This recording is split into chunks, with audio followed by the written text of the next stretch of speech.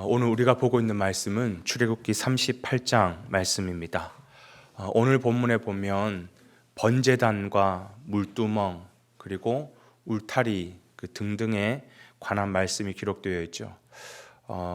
이미 우리가 봤던 출애굽기 27장의 말씀하고 똑같이 반복됩니다. 그런데 어제와 같이 하나님께서 이렇게 만들어라라고 그냥 그린 도면을 주시는 이야기가 아니라 그걸 가지고 직접 제작하는 이야기다. 이 제작이라는 부분에 아주 중요한 메시지의 핵심이다라는 말씀을 드렸었죠. 오늘 본문에 보면 먼저 번제단 만드는 이야기가 나옵니다. 이 번제단은 어떤 곳이냐? 하나님께 속죄의 제물을 드리는 곳이에요. 실제 제물을 잡아서 죽이고 각을 떠서 이 번제단 위에서 완전히 태워서 그 연기로 하나님께 올려드리는 것이죠. 그러면 제사를 드리는 사람이 그 제물이 죽어 불에 태워지는 과정을 바라보면서 무엇을 경험할까요? 이 죄의 최후가 이렇게 비참하구나, 이렇게 끔찍하구나 라는 것을 느끼지 않겠습니까? 동시에 그 끔찍한 죄가 내 안에도 있다는 것을 바라보면서 우리의 죄의 근원인 우리의 이 자아도 철저하게 이 제사를 드리면서 깨트려야 되는 것을 깨닫게 되겠죠. 이 제물이 죽음으로 말미암아 그냥 단순히 바라보고 쳐다만 보는 게 아니라 내 안에 있는 이 죄도 같이 깨트려지고 내 자아도 같이 무너뜨리는 것, 이것이 죄 사함의 본질이라는 것입니다. 오늘 신약 시대를 살아가는 우리는 예수님께서 친히 제물 되어 주셔서 우리를 대신해서 돌아가셨습니다. 이제 우리는 그 주님과 함께 십자가에 같이 죽어야 되는 거예요. 같이 죽는다라는 말이 신약적인 표현으로 보면 믿음이라는 겁니다. 그래서 예수님의 죽음이 곧 나의 죽음이 되어서 그분이 죽을 때에 나의 입술도 죽고, 그분이 죽을 때에 나의 생각도 죽고, 그분이 죽을 때에 나의 행동, 나의 마음, 나의 죄성 다 같이 죽는 것. 그래서 주와 함께 죽고 주와 함께 사는 것, 이게 믿음이라는 거예요. 함께라는 그것을 가능하게 만드는 것이 바로 믿음이라는 거예요. 그런가 하면 물두멍은 무엇을 말하는 걸까요? 물두멍은 오늘날로 치면 큰 세숫대야 같은 것인데, 제사장들이 성막 안에 들어가기 전에 정결례를 지키기 위해서 손과 발을 깨끗이 씻는 곳이었습니다. 그런데 이 물두멍을 만드는 제작 과정을 보면 좀 독특한 특징이 두 가지가 있어요.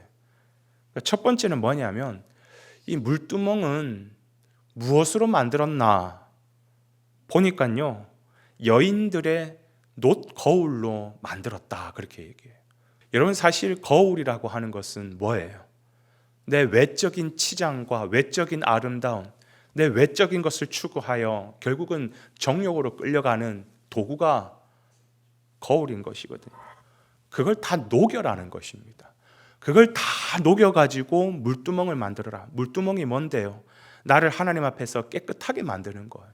외적인 깨끗함을 만들어내는 것이 아니라 그 물두멍에 비쳐있는 내 모습을 바라보는데, 내 내면의 더러움을 바라보고 그 물두멍에 손과 발을 씻으면서 내 내면의 정결함, 내 내면의 깨끗함을 만들어 하나님 앞에 나아가라는 거예요. 그리고 이 물두멍의 또 하나의 특징이 뭐냐 하면, 다른 성물들은 다 하나같이 치수를 알려주셨어요. 몇 규빗, 몇 규빗, 몇 규빗. 그런데 물두멍은 어떤 사이즈로 만들어라는 그 규정이 없습니다. 그냥 여인들의 놋 거울로 만들어라. 이게 좀 독특하다라는 것이죠. 그러면 이 말씀을 들은 이스라엘 백성들의 여인들은 회개하고 그 말씀에 순종해서 너무나도 아깝지만 내가 이 거울을 과감하게 물두멍 만드는데 던지겠습니다 라는 그런 회개하고 순종하는 사람들이 많으면 물두멍의 크기는 어떻게 되겠어요? 크게 만들 수 있겠죠. 그런 사람들이 적으면 물두멍을 좀 작게 만들 수밖에 없겠죠. 바로 그거예요. 무슨 말이냐? 하나님은 회개하여 자원하는 심령으로 나오기를 원하신다라는 거예요. 내가 회개하는 것, 그리고 하나님 앞에 예배드리러 나오는 것, 그 마음은 강요나 어떤 강압에 의해서 되어지는 것이 아니라 자원하는 심령으로 나오는 자를 주님께서 기뻐하고 그를 하나님께서 복 주신다라는 것이, 여러분, 이게 오늘 우리에게도 정말 필요한 모습입니다. 우리는 어떻게 오늘 이 시대에, 신약의 시대에 물두멍을 만드시겠습니까? 오늘 우리의 삶 속에서 다 물두멍을 만들어야 되거든요. 여러분은 어떻게 제작하며 오늘 하루를 사시겠습니까? 오늘 이 말씀 앞에서 어떤 말씀이 주어지든지 하나님 말씀 앞에 내가 회개하고 내 스스로 자원하는 심령으로 주님을 찬양하고 주님을 예배하고 주님 앞에 나아가는 그런 자원하는 심령으로 주님 앞에 서야 된다라는 것이죠. 그리고 오늘 마지막에는 울타리를 만드는 이야기가 또 나옵니다. 이 울타리라고 하는 것은 말 그대로 그 담벼락과 같은 의미로 생각하시면 됩니다.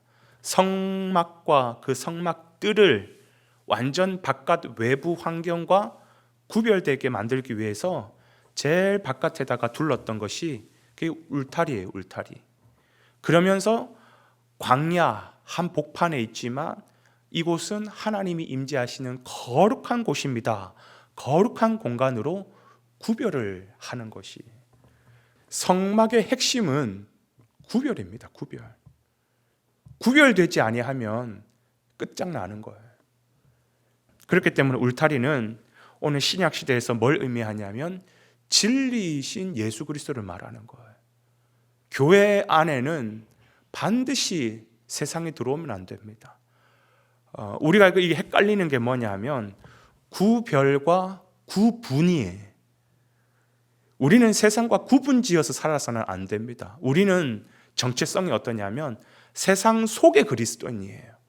눈물 많고 죄 많고 타락한 세상 속에 들어가야 되지만, 왜? 거기에서 복음을 전해야 되기 때문에. 그러나 이 세상의 것이 교회 안에 들어오면 안 된다라는 것이에요. 그래서 하나님께서 노아 방주를 만들 때 반드시 발라라고 했던 게 뭐냐면 역청이에요. 역청. 세상에 물이 들어오지 못하게끔. 그 역청이 뭐냐? 진리이신 예수 그리스도예요. 오늘 본문으로 친다면 울타리를 쳐야 된다라는 거예요. 세상 속에 있지만 구분 지어서는 살면 안 되지만 구별된 삶을 살아야 된다라는 것입니다. 우리 그리스도인들이 세상 속에 나가는데 이 사람이 예수 믿는 사람인지 세상 사람인지 구별이 안 돼요. 그게 어떻게 하나님의 구원받은 백성의 모습이라는 겁니까? 여러분, 우리는 세상 속에 거하지만 세상과 구별된 진리를 가지고 구별된 삶으로 복음을 증거해야 되는 것이, 여러분의 삶의 현장 깊숙이 학교, 직장, 사업장, 때로는 세상에 온갖 부조리가 있는 그 세상 속으로 들어가야 됩니다. 그러나 절대 세상의 가치가 나를 물들지 못하도록 하나님 말씀을 붙잡고 바른 믿음을 가지고 그러나 오히려 부패한 세상 속에 들어가서 진짜 그리스도의 가치가 뭔지, 진짜 이 어두운 세상의 빛이라는 게 뭔지를 우리의 삶을 통해서 살아내야 되는 것이죠. 그게 빛의 자녀들의 모습인 것이고, 그게 진리를 가진 하나님의 백성들의 모습이라는 것입니다. 오늘 하루의 삶을 살아가는 데 있어서도 우리가 세워야 될 이 성막 꼼꼼히 생각해 보시면서 주신 말씀 앞에 순종하는 귀한 저와 여러분의 삶이 되시기를 주님의 이름으로 축복을 드리겠습니다.